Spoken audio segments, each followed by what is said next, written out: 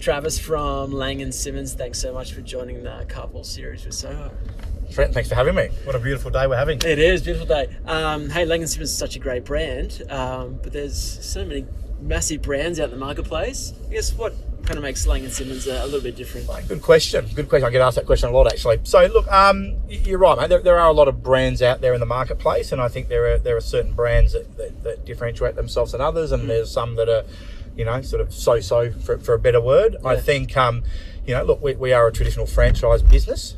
We're not a very, we're not a mass dots on maps sort of business. We've got 44 offices here in Sydney Metro and a couple outside in regional places of New South Wales. So, we see ourselves more as a boutique franchise business. And I think the one thing that I guess that we feel that differentiates us from others is that being a little bit smaller allows us to be a bit more nimble and agile. Yeah.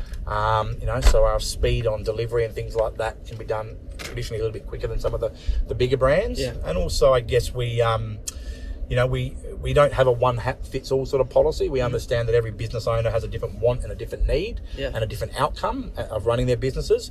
And again, being a little bit smaller probably allows us to tailor things that are a bit more specific to those needs and in those certain areas, rather than just a blanket sort of approach where sometimes with the bigger brands you have to do that.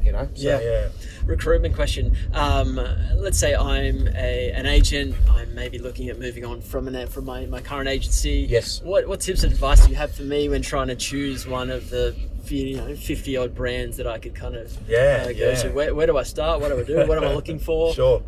Any tips or advice? Yeah, look, a couple of things. I think going back to what I said, people join people. Okay, so I think real estate's an industry where you'll talk to every real estate agent and they'll say, well, they don't list with the brand, they list with me. Okay, and I think there's a lot of truth in that.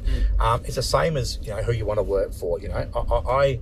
I'm happy to work for Mr. and Mrs. Independent with no brand name above their door if I connect with those people, and if I believe in their story. And I think, as an agent, especially in real estate, where, if you're a commission only agent and you are giving a fairly sizable chunk of your fees away to people, again, you want to be very clear on, if I'm going to give Mr. and Mrs. Principal 40 to 50% of my income, what are they going to do for me? And they have a right to ask that question. Yeah. How are they going to help me take my business from here to here? And then when I get it to here, how do I go to here? Yeah. When I get to here, how do I go to here?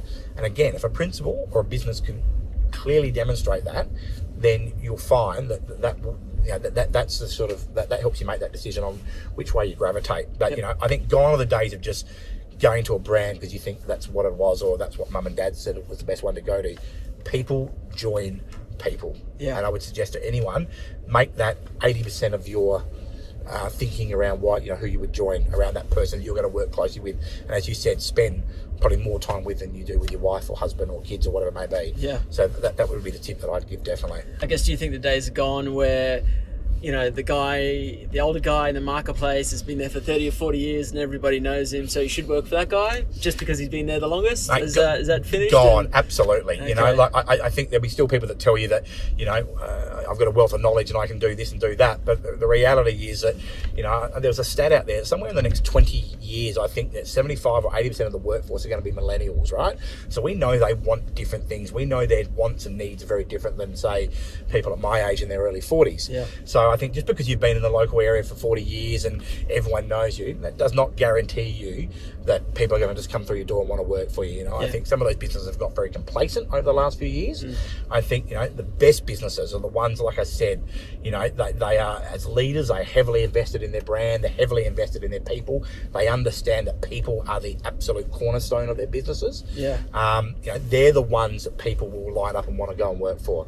There's a reason that Google gets, 15, 20,000 CVs sent to them every year, because they've made themselves businesses of attraction. Yep.